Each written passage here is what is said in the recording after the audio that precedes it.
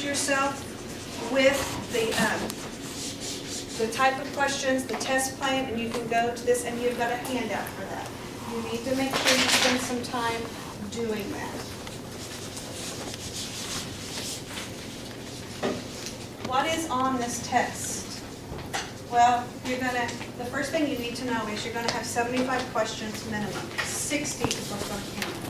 So this 14, 12, 15, 9%, all of those, that's based on 60. So management of care, you're gonna have 12 questions out of your 60 on management of care. Safety and infection, you're gonna have about 7 or 8. Health promotion and maintenance, about 6. Psychosocial, about 6. Basic comfort care, 6. Pharmacy, about 8 or 9. Reduction of risk potential, about 8 or 9. No, about 10 or 11. And physiological adaptation, about 10 or 11. Here comes somebody. So it's important that you understand that that means that you're going to get about 60 questions and they're going to be all over the place. There is a, here is paper. And there's a sign-in sheet. I'm having you sign in just in case that there's ever a question with these clinical hours. So basically, the only test that you're really going to be able to tell what it is infection control and farm. The others just get lost, and that is just the way it is. And then what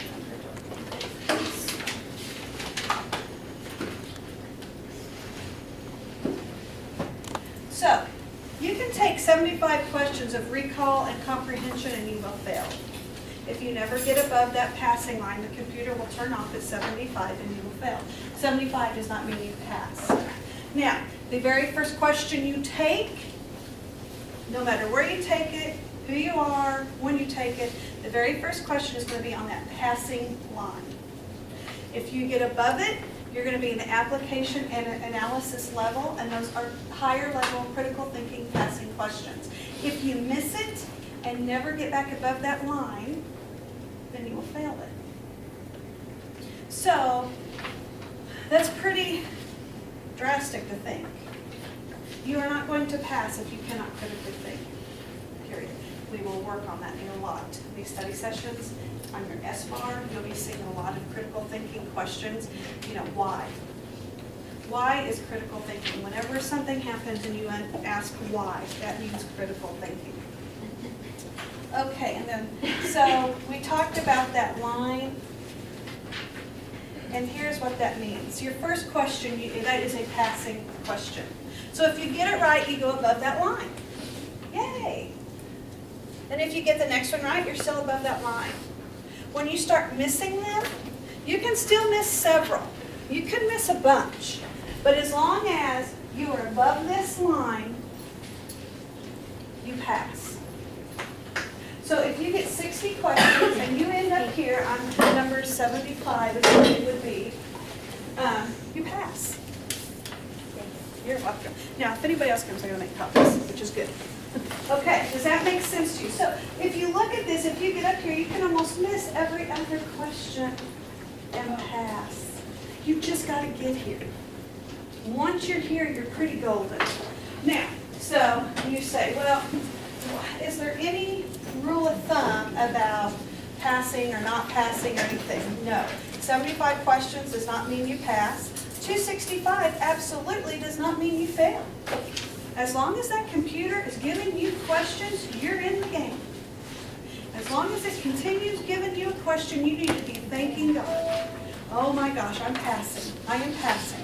It's when the computer turns off at 270, or if that's too long, 260, and you're thinking, I don't know. Usually if it turns off around 265, you're in it to the last question. At 260, that means you proved yourself, or there's no way you can get back above that passing line.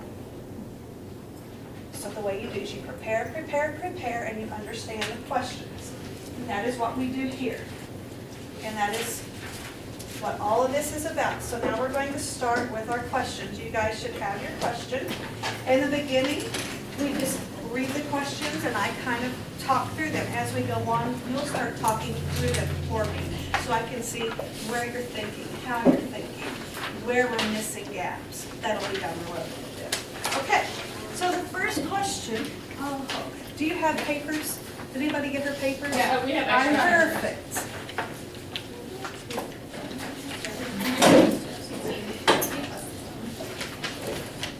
Do you want us to give you all Three. of these? When we do When you leave, I'll have you hand them to me, Okay, okay? I didn't know that. Oh, no, I lied. I don't want any of those. We keep them all. You keep them so you're until the meeting, end, right? but when you leave, I will sign them. Okay. So that'll take a little bit, but that'll be okay. Okay, so let's read this first question. And I have to put on my glasses or I will read it wrong if I start wrong. Okay, the healthcare provider is explaining to a patient the reason why vasculitis causes damage to the blood vessels in the body. Which of the following is the best explanation? What is that question asking you? That's the first rule, is you must understand what the question is asking. What? One person, tell me what it's asking. What is vasculitis? Basically, and what is right? What is the best explanation? So down here in the answers, they're looking for the right answer. So you're looking for something right, something expected, okay? So I want you to go through there, and I want you to choose your answer, and I want you to commit to this answer. If you don't know that it's not acceptable, you pick one, because you have to pick one on the in-class, and then we will go through them. And I will give you about 30 seconds.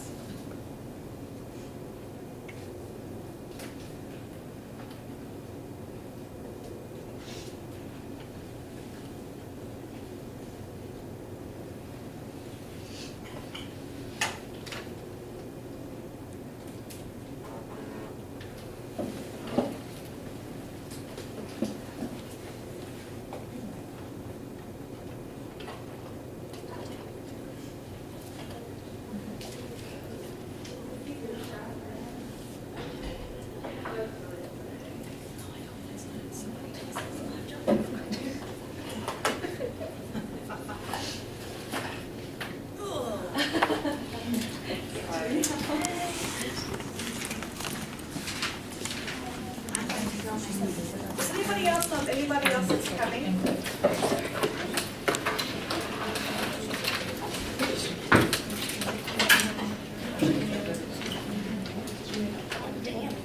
That's a nice spray Okay, for the last two that just came in, I'm just going to do your questions. I'll be right back. And I'll get you the other stuff after class. Okay. And there's a sign-in sheet.